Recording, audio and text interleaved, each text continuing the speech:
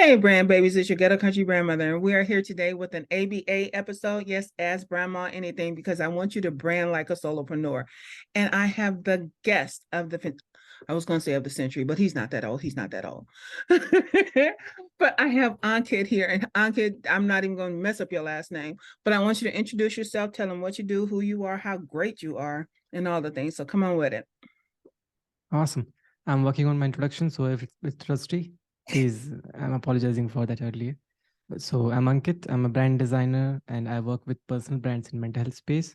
I do their brand strategy, their brand story, and their websites. So that's all about me. That's the short version. Yep. Okay, tell me this. How did you get into into the world of design? Okay, so it's going to be an interesting story. Yeah. A lot of people don't know, but I'm a science graduate, so I was on my path to be a scientist. Strange, but how did I turn into designer? Actually, it was during my college years I noticed that the design or the science is not gonna pay my bills as soon as I want. I wanted to be independent as soon as I can, Mhm. and it's gonna if I'm in the path of science, it's gonna take a lot of time and a lot of degrees, and only if I have some PhDs, I can start earning. So I was like, okay, so I should try to start to look for new ways to earning, and then I started learning coding just to build applications. And I had an idea for entrepreneur, like to build an application, a laundry service application. So with my friend I started that thing, but I had no capital, so I couldn't hire someone to build my application. So I was like, okay, so I now have to learn how to build an application. So I Mhm. started learning coding, but at the same time I was interested in science. That's why I took the science. I learned like I like to, it's kind of like my passion to learn different things about science and nature and stuff like that. So to continue that passion, I started a science page on Instagram, and I was just sharing whatever I come across, like space news and astrophysics and stuff like that. Then I found out while I was designing my application, I stumbled into design. Like it should look pretty, like my application should look pretty. So I was like, You're pretty. yeah, now I have to learn design too. So I took some design courses just for the application, and I started enjoying the design process more. So I was like, while I'm learning design, should I practice design by my science page? So I started implementing those design tools into my content creation. And that time carousels were booming on Instagram. So I followed that trend, and I think I grew up to 40,000 followers on Instagram in 2 years Wow. by Okay, just hotness. posting content on science. So that's how I found out, like, instead of science, I also love design more. And it's a one way to earn money. So that's how I got into design. Do you ever plan to go back to science? Like when you make enough As money? Yeah, science is always there. Like I'm always consuming content on science and always reading books around that. So it's gonna always be there. Is there a way that you tie science to what you do as a designer or a strategist? I'm getting more into psychology, like science and Mhm. evolutionary psychology, like high biology, like how we as a human have different certain biases and tendencies due to our biochemistry and chemicals and everything. So I'm getting more into this. There's a very like thick book behind me.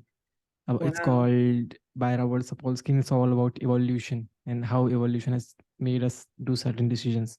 So I'm tapping into more and how I can connect with marketing psychology and stuff like that. I'm studying marketing psychology right now. It's like, dang, we kind of getting sucked into some shit, but Yeah. but it is so interesting. It's like, yeah, I want to understand marketing better, and I do understand that it's a big psychological factor there that people don't even realize. And it kind of blew my mind when I found out that we actually buy emotionally before we even realize that we're buying emotionally and all of that kind of stuff. It's a thing. It's a thing. So the just so you guys know, the way that we met, Ankit and I are both a part of the Future Pro group, and it's a really great group. If you want it, that's their thing, not our thing. But like I said, Ankit, you're here because you can ask me anything. And like I said, I do this because I want to be a service to people, and I hate when people get stuck. And even when you're making money and know there's possibilities to make more money, part of that is probably how you tweak your brand. and you had a question for me earlier. What was that question? I'm going to start with a different question this time. Okay, And all right. everyone has this, every service provider has this question, how to generate more leads. And I'm going to be a bit more nuanced on this. Like, what is my way for generating leads? Not the others' way or what working for the others, but what Mm-hmm. should be my way of generating leads? Your way of generating leads. Okay, as a designer or as a strategist? As a service provider who can do your branding from your brand Okay. story to your website. All right. So that right there is very general and very broad. And one of the things that I know as a strategist is that you do need to have that focus. And a lot of people think that when I say niche down or I have to do this thing, I'm limiting myself. But all it is it's focusing your marketing, and it's the one thing that you can do so easily that you make money at, that's what brings people into the door. And so if you want to get more leads in that way, say like because you want to do stuff around mental health, it's, are you showing up in the mental health spaces? And are you offering something of value as far as design and strategy is concerned? And are they even looking for that? And even if they aren't, can you find a way to make them look for that? So say if you're a part of a Facebook group that is about mental health and mental wellness, and someone is on there and you want to make a connection with them because you've seen that their website is shitty, their story is jacked up and all of that kind of stuff, you can't just go in there because this group is about mental health. You can't just go in there gangbusters. Oh, you know what? I went and looked at your site. Let me fix your shit. That's not the thing. But you can like follow them on social media and make them interested in you. And so if you're having a conversation, say if you leave that Facebook group and follow them on Instagram and you're looking at stuff and they're saying certain things, you have to initiate that relationship. And so if you initiate that relationship because you do know that you want that client, it's a more direct way to get at them other than just trying to do something in their Facebook group. And it's more than saying, you know what, I happen to do web design and I saw your page and that kind of deal. Now, if you're going to do something on a larger scale, like if you're going to do content marketing, then you have to be specific in who you talk to. And when you're talking to people, I think there's a tendency to classify based on gender, culture, job, industry, marketplace, and all of that kind of stuff. But you can also identify based on, you know what, this is who I help by being very specific in that. One of the ways I decided to start marketing because I realized a lot of my clients have shiny object syndrome, and it's not a bad thing. It's just like I have all these great ideas. How do I put this stuff together for my brand? Or why can't I sell all of these things? Or why can't I be a multi-hyphenated entrepreneur and all of that? So I recognize that they have shiny object syndrome. So knowing that I know how to help these people with that shiny object, so now I'm saying, you know what, if you have shiny object and going into a whole spiel. So if you're trying to generate leads around something that is mental health related, then you have to be that person that says, you know what, it's not necessarily that we're speaking the language of mental health, but people who are in the mental health industry understand that you're an insider by the language that you use. And so if you're designing pages and you say, well, I'm designing this page for this particular psychologist, and but you have insider knowledge to a certain language, there are other psychologists that are going to look at you differently because not only do you understand design, but you understand psychology. And it's not saying that you can't help them tell the story, but because you've been able to tie psychology, your knowledge of psychology, and like you said, you're studying science, and the fact that you can design based around some psychological thing, or even give some type of design a psychological aspect, it makes you more attractive to them. And so people that are attracted to the psychology of it all as well as the design begin to look at Ankit as, you know what, he's that person that when I'm ready to do this thing, because I know I need to update my website, but I got a vacation to pay for, the kids are getting braces and all that, but you're already on their radar because you speak their language. And that's why language is so important when you're talking about, I'm trying to get leads. And when you're talking about, oh, did you niche down? It's not necessarily about niching all the, not about niching in the aspect of I have to take everything off. but I'm niching in a way that I'm not saying that this is my crowd, but this is the language that they use. This is how I talk to them.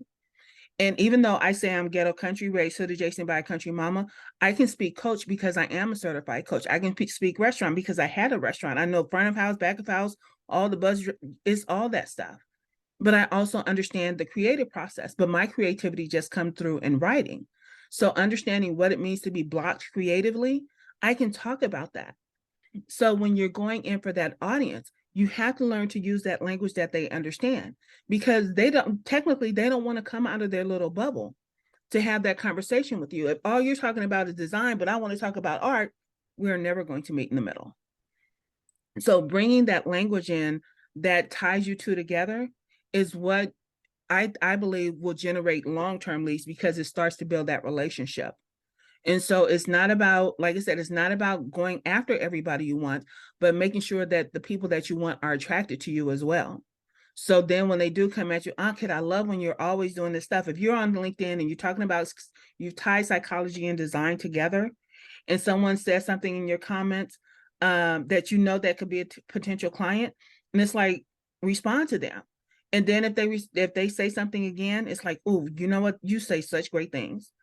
Then you might want to drop them a note. You know what? You always comment on my stuff. I love and appreciate you for that. Do you think you need some help? If you ever do, now you've made the offer that, you know what, I'm here for you. This is why I do this. And now they know, like, well, okay, we need to talk. They might, because some people are not great at initiating. But if Yeah. you're going to be that initiator, and you know that you want a certain type of client, and they just dropped into your comment section, build a relationship. So that's where your leads come from. But like I say, other than that, if you play the long game with the content, then the content still has to speak their language. So I'm big on using archetypes. So if you use archetypes, or whether you use a persona, that persona still has to have a language that speaks what everybody else says. I think, who is it? I can't think of the dude's name. The dude that wrote Superfans. I know in his book, he was talking about learn the lyrics. And so it's that type of thing a lot of people miss out on, because they rather be generic, because it's just easier. It's like, well, I don't know what to say because I don't know who I want. I know who I want to work with. I don't necessarily get them, but I know who I want to work with. But because I put the message out that way, it just is what it is. One of the things that's strange is I have more male followers on my podcast than I do females, but most of my clients are female. Go figure. So it's just crazy. Right? Yeah. So it's a matter of, I think it has a lot to do with the language that you speak and the people who are drawn to that language. Like I say, me being ghetto country, I also understand that the people that are drawn to me are, on a broader scale, explorer rebels. If you understand archetypes, they're explorer rebels. But on a deeper level of those particular things, they're seeker mavericks. So I know this about them, and I know what kind of language is required to have that level of attraction to gain those leads. Does that make sense? Yep, it does. Okay. So tell me, do you know who you want to attract? Yep, these are the personal brands in mental health space. So these will be the life coaches and the public speaker who specifically talk about mental health. Okay. So then if you're going to talk to people about mental health who are life coaches, are there any particular style of life coaches? Are they coaching on any particular thing, or just life coaches in general? More like life coaches in general, but they are looking to scale their brand. Like they have some services and they want to upgrade their services. Like they've started, like they're not just starting their business. They have something going on. Okay. So how long have they been in business? They should be making at least 6 figure. They should be making six figures. And knowing that, so then when you offer to do something for somebody who's in that space, you're a life coach, and say you're posting some type of content, and it's like, you know what, how long have you been stuck at 100, what, yeah, is that, yeah, how long have you been stuck at $150,000? How long have you been trying to break that ceiling? So now people understand that in order to engage with Ankit, they have to be making at least that amount of money, because you've established that as a benchmark on some level. And you don't do it just one time, and you don't do it every time, but you plant pieces of seeds within that message that you're putting out there. It's like, okay, you know what? When's the last time you updated your website? You've been in business at least 5 years and you've still been counting on this thing, but your income is on the decline. You tell them that thing so that they understand that, you know what, I'm gonna help raise that thing, but also I haven't paid attention to my website and it's not attracting anybody. So why should I even have it? And they'll come at you with the conversation when they have it with you. Well, you know what? I don't get my clients that way. I get them through referrals. And your response will be, well, why can't you get them through both? What is wrong with you not using your website to bring in business? Why are you paying for this thing? And the thing about it is you do have to have a web presence. Why would you have a raggedy ass one? Yeah. So it's about that conversation. But when you, like I say, putting out content is more than just putting out content. It's more than just saying, I have knowledge in this. It's about more than I'm really this fucking smart. Yes, I am. But it's about letting them know, you know what? I see you. And the way you let them know that you see them is by the things that you put in your message that you know about them. You just got off work, the kids are calling because you might go after people you want empty nesters. If you know that you want people whose kids are already out the house, then you know what, you're home alone and you got your drink and you kicked your feet up and you're stressed out and the phone rings and somebody is calling because they want to book an appointment, but your website doesn't have a booking service on it. You can tell that story. Yeah. And so that is actually how you begin to attract, to get those leads. Because it's not just about, you know what, I got a magnet and everything is coming to me. You are that magnet. That message is that magnet to generate those leads. But then you being the business person that wants a certain client, you have to initiate that relationship. Once people say, I'm down here, Ank, I'm in your comments. I'm engaging with you because they want something. And this is also why you don't do the follow for follow shit. It's good to follow some of your people because they might refer, but who you're trying to follow or who you're trying to have follow you are potential clients, not other designers. And I think a lot of us get caught up in that. There's a trend on TikTok right now. Black girls following other Black girls. No shade on the Black girls. I'm a Black girl myself. But to follow another Black woman just on the premise that we're both Black, sweetie, that I use this for business. So there's no point in me following this trend. And people who are trying to do business, they will do this all day long. But if it's a follow for follow thing, there is no real resonance because you're just doing this like, hey, we soul sisters. And there's no value there for me. Now, if I was just on there as Phyllis and not the Ghetto Country Grandmother, totally different vibe. So it's being more strategic about who you follow when they follow you. And I know people are trying to get their metrics up and all that stuff, and they're trying to have that clout, and that's great. But if you're not getting any money from it at some point, it's pointless. Does that make sense? Yeah, definitely it does. I think I know these insights about like where they're getting stuck, but I haven't thought about like framing in that way. Like, why are you stuck at 6-figure? Like hitting directly to the pain point. Yeah. And I think I get into my comfort zone. Like, okay, I will only talk about design because this is where I'm comfortable at, and not to strike a nerve. I think that's what should I do.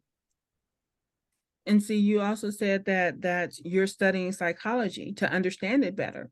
So you bringing that bit of knowledge into design, it's like you want to tell a story. Okay, you're a psychologist and I'm a designer. Let's put it in your terms. Let's talk about the design of your website on a psychological level. How is this flowing? How is the brain of this working? How are people having this mental breakdown once they never get a chance to book you? Because they've gotten all the way to the bottom of your page and they're still mentally stuck of should I get your help or should I not? So you're able to put it in their terms that this is the language that they speak. This is what they understand. This is what they love. Otherwise, they wouldn't do it for a living. But you have to be able to tap in and do it intelligently. Don't be doing some fuckery and messing with people's money. Because if you don't understand it on that level, if you can't bring that level to the game, then sweetie, it's not for you. But if you want to go after these clients, people say, this is my ideal client. You know nothing about them. I have Mhm. found that especially with my international clients, a lot of them not even nowhere near being American, but they get down with me because they like R&B music. One of Mm. my favorite people, Andres. Me and Andres can get down on some old school rap with some hardcore stuff and some cussing and some a whole lot of dropping. And nobody would ever consider that. So they would never consider me and Andres being able to relate. And just because I'm ghetto country and I cuss a lot, it does not take away from the fact that I still know what the fuck that I'm doing. And you don't have to cuss like me to be my client. Hell, half my clients don't even get down like I do. But because they want to show up as themselves, because they want to make sure that there's a connection, because I talk about the connection between life, brand, and business. You don't want to have to code switch of, let me turn off some of my brain because y'all can't handle it. If Yeah. you need an intellectual clients, then you need to let them know, I need you to be a bit intellectual because, baby, I'm on that plane. Mhm. And so when you're looking for those leads, give them the language that you know how to speak and that they understand. And then when people invite you in by getting into your comments, and I'm not talking about the other designers, but people that are starting to follow you because you are that, you know what, I'm that psychological designer. Now you're able to jump in a DM or something like that because they've been in your comments. I just love what you say, Ankit. I'm on board, and you probably need to take a look at my website one day, and they're opening a door for you. And if you get in the DMs and they tell you no, that's fine. But you know they're gonna come back checking for you because you still speak their language, and they know at some point that shit that they got is gonna be outdated.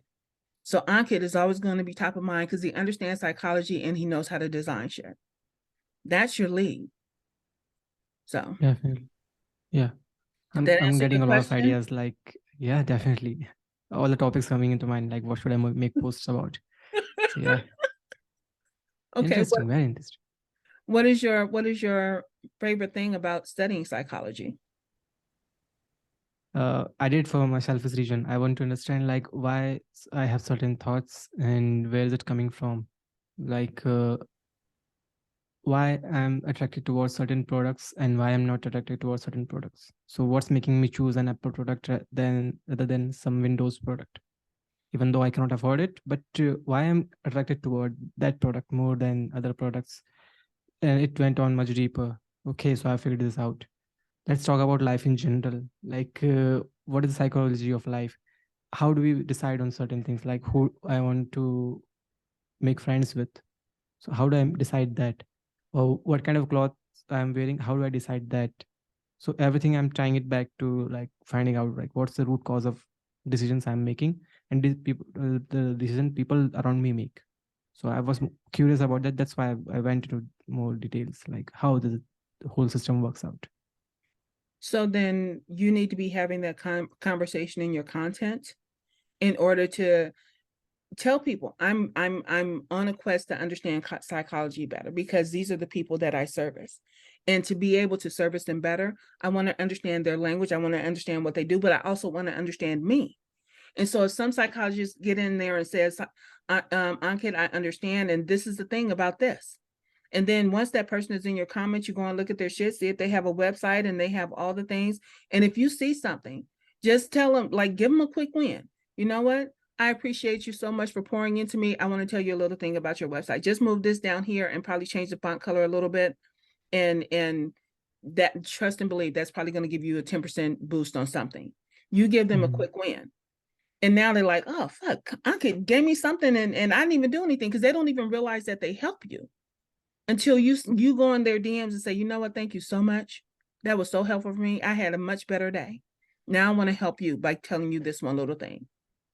And if you put it Awesome. as a version of I'm helping you other than fix your shit, then it comes off differently. And then it Mhm. also gives them the opportunity to see at least the level of your authority in that area. You getting me? Definitely. Yep, for sure. Yeah. But I've over the time I've developed some hot takes about my niche specifically, or even like people in the self-help realm. So there are certain people which I don't vibe with at all, like the people who talk about woo stuff in mental health. I'm not at all aligned with them, and I might have some hot take on it, but I might not share because, or should I share that? So that would be my question. You know what? I have woo-woo clients. I really do. And I do not do woo-woo. I am very hardcore, seriously. But I understand there's a need for woo-woo, seriously. So the byproduct of being able to talk about yourself intelligently or talk about your brand intelligently is that even though you're talking to that one specific client, you're talking to that person that is really listening to you, everybody else is listening. So you will have people coming at you. I know you only work with psychologists and all of that kind of stuff, but I have a bread company, and I do the science of bread. And I think that this would really be something that you could help me with. And so people don't understand that. It's like what you're talking about is getting people in the door for that one specific thing, that one magic pill that you serve up no better than anyone else. But once you get on that call and that discovery call, you might find that, you know what, you don't need a full brand. We just need to fix this page. And then they appreciate you even more because you didn't try to take all their money. You just fixed what needed to be fixed. So then what do? Ankit is the best thing since gravy. He's the best thing since sliced cheese. So now they start funneling other people to you. But it's about building those relationships. And relationships are a lost art.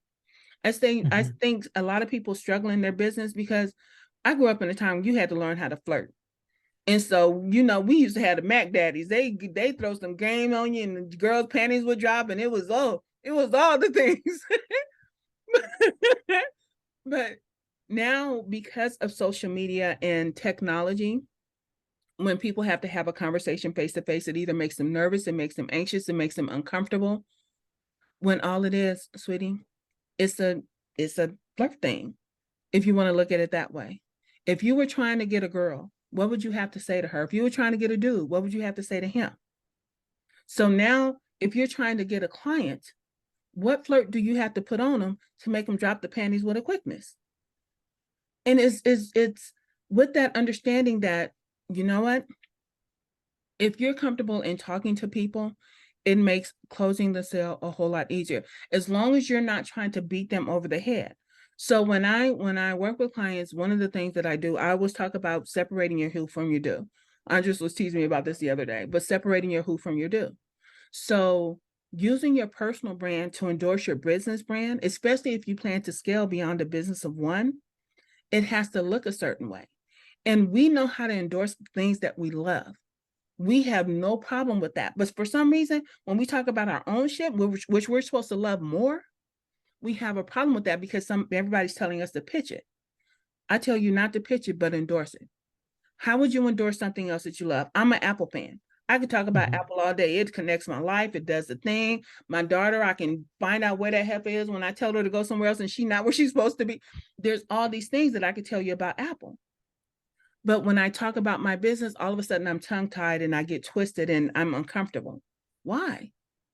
Endorse it like you would any other brand that you're in love with. Oh, let me tell you all the things, sweetie. This is what I see, and this is what because it's your thing. But when you pitch it, you get on this plane like, this is my 30-second elevator pitch.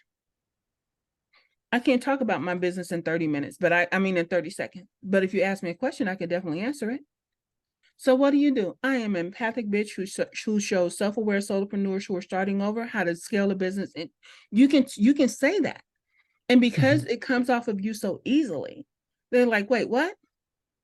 Oh, did I miss you? Which part didn't you not get? I'm an empathic bitch who helps self-aware solopreneurs who are trying to scale their business. You know your shit because you're able to endorse it. So what does it look like when you help somebody scale? Well, what do you think that you need to scale? Are you trying to scale your notoriety, your brand equity, your awareness, your salience? What are you trying to do? And Chris talks about this all the time, and I'm not trying to make this the Chris show, and I apologize, but he's right. It's always about the questions. And if you know the questions to ask, then trust and believe. People want to talk about themselves. That's another thing you don't get. You're so busy telling them this is what I'm good at that you're not listening, because people want to talk about themselves. Well, hell, this is a discovery call, and you just gave them all the things that they needed instead of finding out what they actually wanted. Yeah. So there's a disconnect. Mhm. So Really insightful. I'm just going over my thoughts, like where I'm making mistake and what should I correct. So thanks for that. what mistakes do you think you're making? Do you think I'm you're not talking specifically to my target client. I'm doing this outreach kind of a thing where I'm making connections, uh-huh. but I don't know how to lead the conversation forward. Okay. Like I'm getting requests accepted because I'm trying this bit differently. I'm not just sending requests, I'm attaching a note. And usually I will go to their page and learn more about this and comment on something very specific about their content or their about. So I'm Okay. getting the request accepted, but I don't know how to move that forward. Okay. So you're making connections with other with psychologists? Life coaches and Okay. public speakers. Yeah. Okay. So if you're making the connection and you before you do you look at their stuff before or after you make the connection? Do you look at their Before. social media before? Yep. Okay. And so what about just the most random person? What about them made you want to connect with them? What did you Something see about their that made you story. want, huh? Like, first of all, I will specifically try to look for the people who are in my niche, let's say, who Mm-hmm. are the life coaches. And I would like to check that is there any way where we could be a good fit? So it might be like a location thing or how long they are in the business. So that's why Okay. how I check like how experienced they are. Okay. Then I will go to the website, and if they don't have their website up, then I will not connect, because I think if you're in business for 5 years, you should at least have a website if you're serious about your business. So that's how filter them out. And Mhm. then I go to their content and look like, is there anything which is standing out, which I can add to my 2 cent or add my comments, or which is something which I know about. So I will Mhm. drop that in the request note. Okay. So now tell me this, Ankit. Have you ever had a life coach? Nope.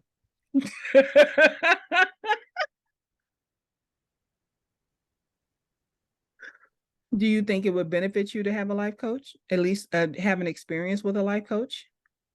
It will. Yep. It Okay. will. Because if you're going after something, there are people who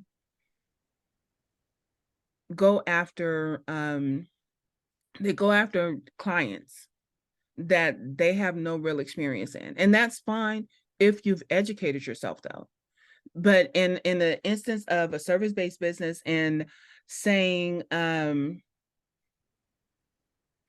of life coaches, a lot of them, because I help coaches as well. Quite a few of my clients are coaches, but they want that one-to-many model because they're so used to doing the one-to-one, and they want to increase their income, and they think the only way to do that is to have a one-to-many. But even if you're trying to do the one-to-many and you haven't established your brand as a one-to-one, it's going to be a hard sell.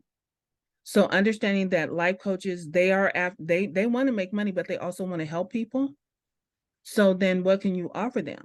And if you've ever experienced a life coach, then you can kind of get a feel for what it is that they do, how they do, what they use, what exercises are involved. And so you have a lot of insider knowledge versus some other designers saying, I help coaches and consultants and da da da. You can probably, you know what, I'm gonna book a session with 5 different life coaches and get that insider knowledge. It's not that you necessarily want it or need it, but because I want to better understand it from the inside out, that gives you the credibility. You know what? I've had a life coach. I know what you guys are experiencing in your in your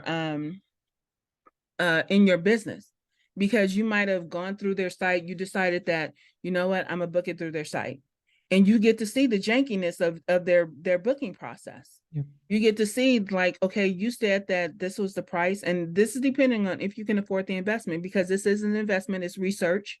So you get to write it off. I don't know how taxes are different in India, but if it is, you get to write it off because you're actually doing research. Mm-hmm. And you get to go through 5 different processes of how life coaches get their clients.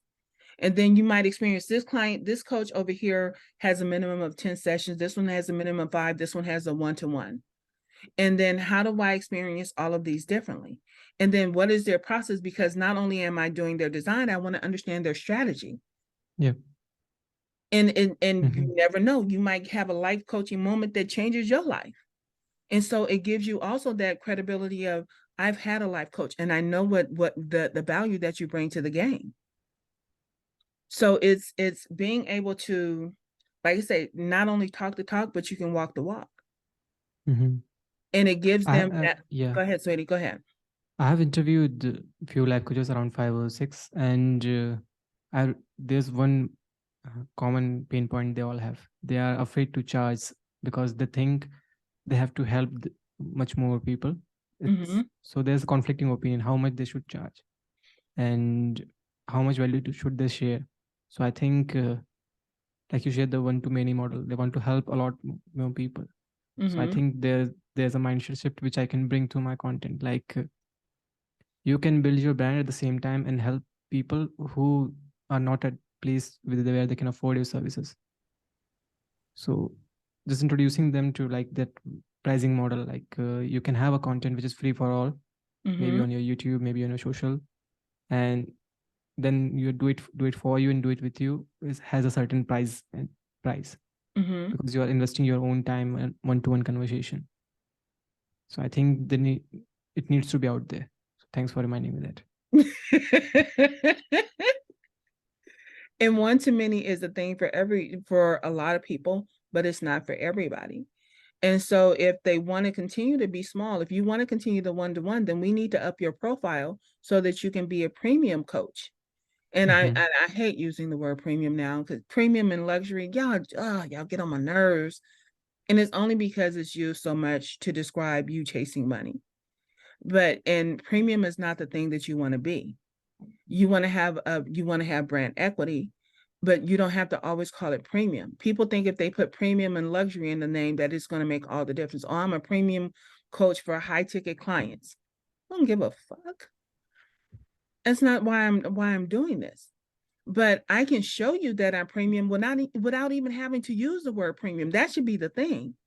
I can Mhm. show you I'm a luxury brand without having to put luxury in it. So it's the fact that you have certain way of branding and presenting yourself, your brand image, your brand identity, your brand ego. When you have a way of putting those things on Front Street, so you don't have to tell you I'm premium. Hell, the way I walk into a room lets you know I'm premium. The way I stand 10 toes down in my shit lets you know I'm premium. So raising that profile and that level of confidence is what makes a difference in how you'd say I can charge this. Definitely. I've Yep. heard of people going to coaches that charge $10,000 and they're getting recordings. Bitch, if I'm paying you 10 grand, you better show up and look me in my face. Yeah, definitely. Yep. But there are other coaches that they're doing their 47, 57, $97 offers. And I tell all my clients, by the time I'm done, I want you to, depending on how low your price is, you're either going to double it or triple it. I'm sorry. I can't have you being low ticket. But the fact is, you don't have to tell people that, oh, I'm a high ticket coach. No, it doesn't have to be that. It just has to be, this is what you're bringing to the game, because you're going to show the value. Because the price is a price until people add value to it. And that's what a lot of people don't get. If you show yourself worth $47, then that's what people are going to think of you, being $47. I can go to the 99-cent store. I can go to the Gucci store. I can pick one. And so you get to bring them that level of validity Mhm. of that they're worth the higher price. It's not just a pretty website. Sweetie, there's something about you that we need to pull out that shows that this is of value. Not that you're not, don't put a price tag on you, but on the value of the work. And that is a whole thing. Um, who is it? One of the things I liked was when I read Alex Hormozy's book, and that whole thing that he did, that 5-step breakdown he did of how to show value. I don't necessarily, how can I put that? I don't necessarily put my own spin on it. I get it and I think it's valuable, but because of the because of the crap. because of the examples that he used. And it's hard for Mhm. me to relate sometimes products and services. And I know people tell you need to productize your service, whatever. That's them. But just knowing those different things, knowing that 5-step process, it's like the goal is how can I make this more appealing? And it's in how you package that offer. And so how you package yours, if you package yours appealing enough, then it's like this is how you do it. I can tell you how to package this other one. Because you have to find out what works for the audience, because whether you sing the lyrics, you're talking the talk, you walking the walk, it shows up differently for how your clients want to engage with you. And so, like I said, I know you're about mental health and wellness and so forth. But if all you're talking about is design, okay, I get it. You do design. What does that mean for me? I do design for psychologists, big fucking deal. What does that do for me? Because you're lumping me in with all these psychologists, and there's all kinds out here. There's all Yep. kinds of life coaches. What kind of life coaches are you talking to? You want the ones that have their own journey that they've gone through? You know what? You became a coach because of this thing right here. And I get that. Because you might want a specific journey type of client because you understand it. Mm-hmm. And there's all these different things that you get to bring to the game because you speak that language. And that Indeed. to me is what's going to get you your leads. And it's also going to get you your referrals. Definitely. Yep. I'm getting a lot of content ideas. I think I have to rewatch this again just to note it down and clarify like what should I create. But yeah, every every content idea I'm getting is can be converted into a YouTube video Mm-hmm. and can be included with psychology and evolutionary psychology and all the stuff. And so Yeah, then when you start making this content, what would be the call to action? What do you want them to do? What is the logical next step? just book a discovery call. Let's find out. All right. And is that going to be your go-to for everything? So say if you doing a carousel versus doing a podcast versus doing a video, are you going to have Mhm. the same call to action for everything? It depends on the piece of content, like what I'm talking about specifically. Let's say it's about the website. So the call to action would be different there. Like if you want me to look at your website, like drop me a comment or send me a DM, and I'll give you a quick review of your website or something to Okay. improve. Because I know your no-brainer offer is an audit, a one-to-one Yep. audit. Am I mistaken? Okay. So in that one-to-one audit, what value is there for them? Even if it's free, what's the value that you're offering? First of all, what I do that I will go through their all the brand pieces, like brand visuals, and I will compare like if are they cohesive or not, like they connect with each other or not. Then I do their competition analysis, like what the competitor is doing and what is going on in the industry and how they are like better than them or how they're lagging behind. Let's say if a competition is using booking services and I can see that their website has a better flow, then I can offer insight like here you can improve your website or here you can change the layout and structure. Then I go to their content and find out like what their competitors are talking about and what they are talking about, just to find out like what's going on in their business. And in the end, I finish it off with one-on-one call because I think when I get the form, it's not like they cannot fill out by all themselves. They'll need some help on clarity because there are questions like what their strengths are, what their weaknesses are, where do things are opportunities, and what are the threats to their brand. So sometimes they get stuck there, like I don't know what my strengths are. So on that call, I help them figure out like what their strengths are and what could be the possible weakness and stuff like that. Okay, let me So stop you right there. How long sure. does it take you to do that one-to-one audit when you're just looking at how much time do you spend on that? It takes me around for a single person 2 or 3 hours.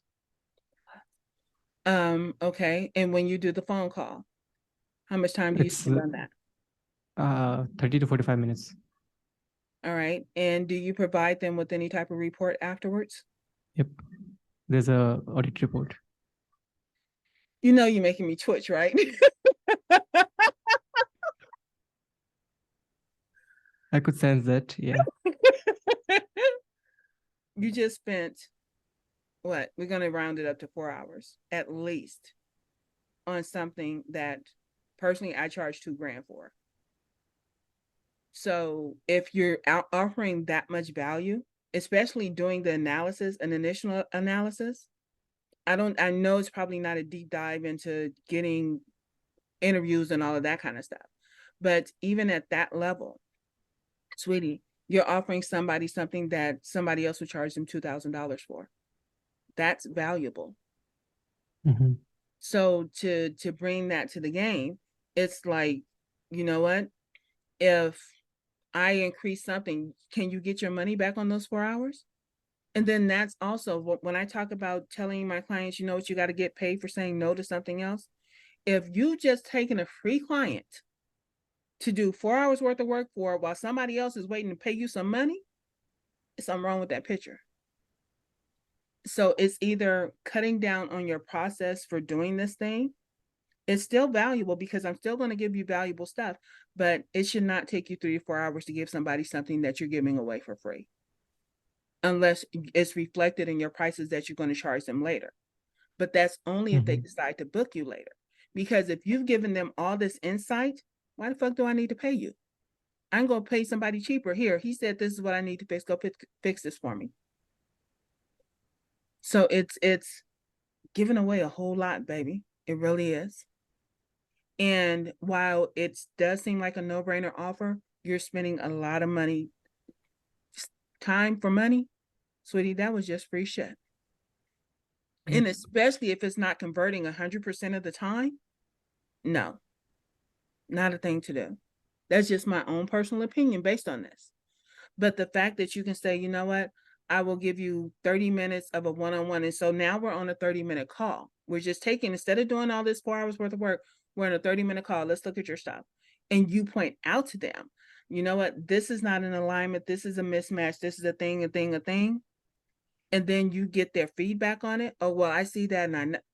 Okay, you just spent 30 minutes giving them a visual audit, 30 to 45 minutes. Let's give them 45 minutes. And this is just something, I'm not giving you no report. I'm not doing no extra. I'm not doing no competition. I may look at one person with you while we're on the phone. But I can tell you, this is what we need to work on to fix this thing. And that is your one-to-one audit. That 45 minutes, and that's still a lot for free to give them that insight. But to give them written insight for them to go and take it to somebody else who's doing it cheaper for them, no, sweetie, don't do that.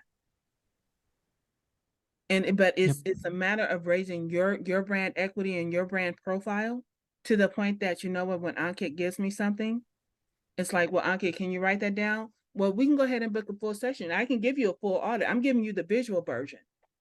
But now when I give you this full on version, then this looks like this.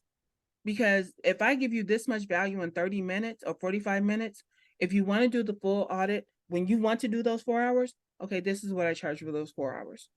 At least charge 500, because at least now you're getting paid something instead of just giving away 4 hours of your business time for free. Yeah, I think I charge 1,500 for a similar service, but it's much more in depth. Like I do some interviews in that too. Okay. But yeah, I think I'm giving too much away. I think you are. Yeah. I really think you are. And like I said, especially if it's something, if you're giving them a report that they can take to someone else to do their work cheaper. And then you will be known for that. Oh, go to Ankit and let him do an audit for you. You're going to get so much value from it. And then I'm going to then bring it back and I'm going to do it for you. Because whoever they took it to, they're going to start sending you potential clients that aren't going to book. They're just coming to get that free info, and then they're going to take it back to him.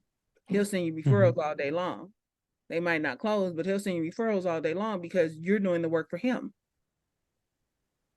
Yeah, I never thought about it that way. Definitely, I need to work on my offer. At least a free offer. At least a free offer.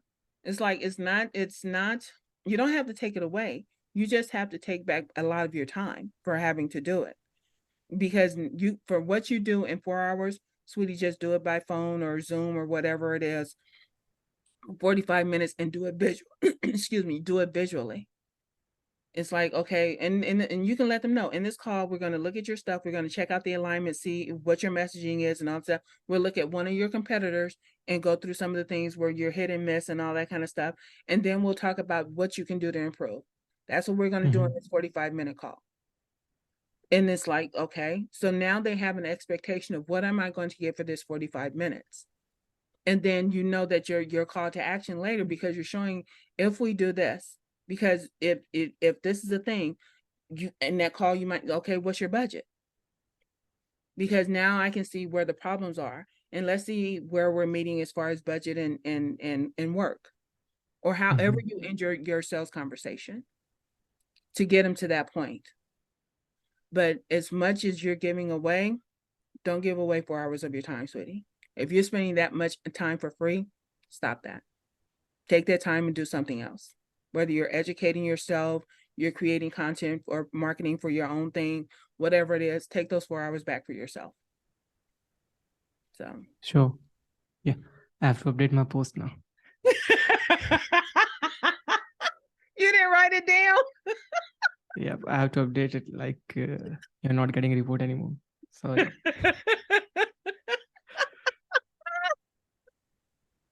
Yeah. Thanks for that. So then what do you think do you plan to scale your business? What does that look like for you?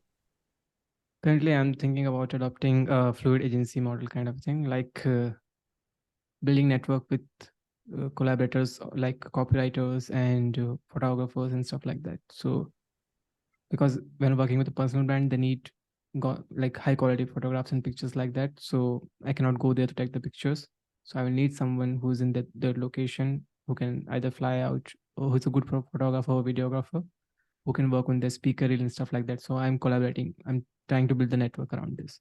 Okay. So yeah, and for that reason, I think my price would vary depending on who I'm bringing on. Let's say if they need a good copywriter, a very like skilled copywriter, then there would be a premium for that, premium price for that. And how do you use them to bring value to your own brand? Like I will like manage everything. They don't have to like interact directly with the copywriter. I will hire the copywriter and No, I will. get that, but I'm saying how can you use that access to enhance your brand? What do you think that looks like for you?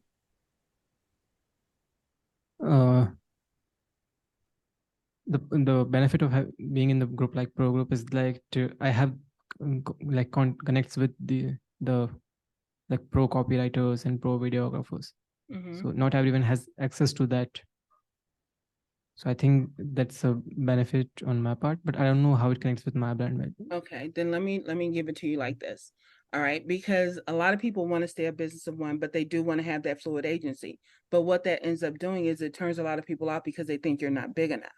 So the way you use that in your marketing and say, you let them know, I am a fluid agency, which means I bring in the best people that should suit your particular thing. So it's like you may only need this type of copywriter or this type of proofreader or something, but I put a team together based on your needs versus having the same people all the time. That is the greatness of a fluid agency. Whereas some people like they'll say, "Oh, I subcontract." No, you let them know the selling point behind having a fluid agency. It's like you never have to worry about, because if say like you have a transformational life coach versus a motivational life coach. And so because it's about motivation, you have a certain copywriter for that versus the one that does transformation. And so this is what I do as a fluid agency. I bring together the best team to get you the best possible outcome. You see what I'm saying? Yep, so definitely. It is different than telling people, oh, I subcontract, I'll get a copywriter, I'll do this. And if you have a big enough network, then you have access to all those things anyway. And you get to sell it that way instead of people thinking that you're a business of one. No, I'm a fluid agency. And this is how that works. Because more than likely when you're on a call and you're doing discovery, well, who's going to do the work? Oh, I already have someone in mind. Because of the way my agency is set up, I have someone who copyrights just for this, or I have someone who knows how to get the best shots for this type of office space. Because you need to vet all of the people that you're going to contract with anyway. And so if you know their best skill sets, if they know how to bring that game, then that's a thing. But then they also become the referrals for you. Oh, Ankit, they run across somebody that is a psychologist. Oh, you need to go talk to Ankit, and now you guys have this reciprocity. Yeah. So all of those potential things are there for you. But like I say, a lot of people with fluid agencies, like, well, they don't think I'm big enough. It's not about being big enough. It's about being lean enough to give you what you want. And you have to learn how to have that conversation and help them understand that, you know what, fluid is the best way to go. And then, so now you're targeting people who want a fluid agency versus people like, well, I want a big agency. We don't do big. We do lean, fast, and whatever. It's like the whole design sprint. Yeah, that shit. Ugh. But but because you stop because I love you so much, Anke. But because you have the potential to put together a team that's specific for the client's needs, that's how you need to explain it to them. So when they start asking those questions, and then they'll ask like, well, how long have you worked with them? And you're able to tell. And how do I know that I get the results? Because this falls on me, and I would not work for someone that would make me look bad. And you get to bring all of, and like I said, this adds to your value. And you have to word it in a way that it adds to your value. It's not just, oh, look, well, let me fix this, because they're going to have questions about how do you fix it. And then you can give them a bio rundown of the people that you plan to use. Oh, this person has been doing this for the last 5 years. These are some of their clients, and yada, yada, yada. So you're adding value. And that's the whole point of the when people talk about my price is my price, that's some bullshit. Yeah, price is a price until you add value. Yep.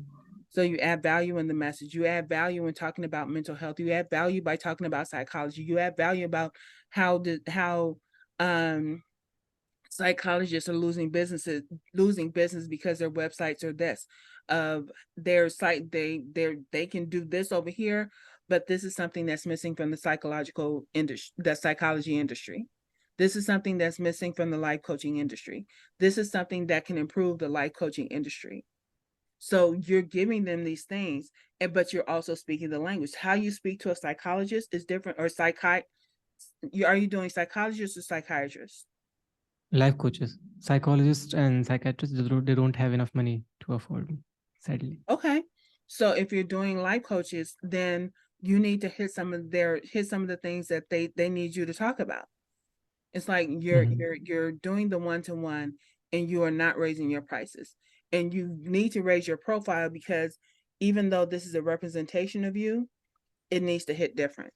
So you get to have all of these different conversations. You get to have a fucking opinion about mental health because you're studying it. You get to have an opinion about mental health because you decided to, you know what, let me go get a coach for a minute, just for the experience. And it doesn't matter if you need it. This is for the experience, so that you can say, you know what, I've had a life coach. I understand the value. So that's the thing.